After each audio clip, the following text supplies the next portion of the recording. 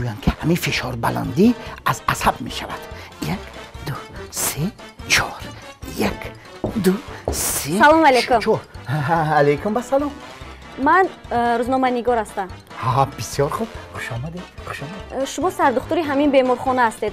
البته من سردختوری همین بیمارخانه کسلی های روحی انا همین شهر. تشکر زیاد. میخواستم از شما یک سوال پرسم.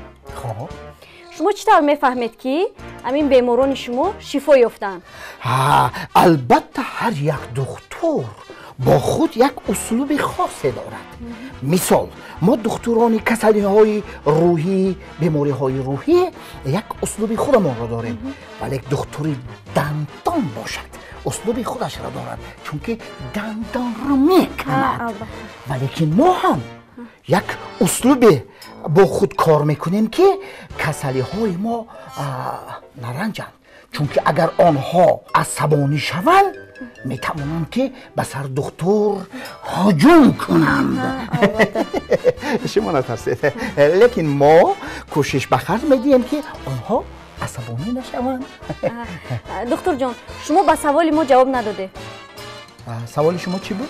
شما چی خیلی میفهمید که بیماران شما شفا یافتند؟ بیماران ما چطور شفا یافتند؟ البته ما با همون اسلوب خودمان کار میکنیم.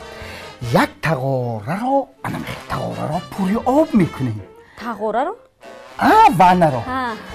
ونه را پوری آب میکنیم، در آنجا یک کاسه کلونی چینی میمونیم و در نزدش یک پیاله خورد دکک. البته خالی.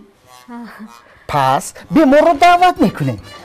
بیمار که اومد میگویم مرحمت کنی آبی ونه را خالی کن.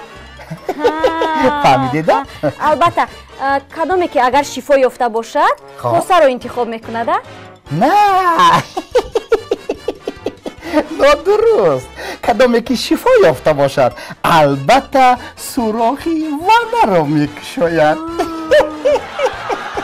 آب خودش میرود.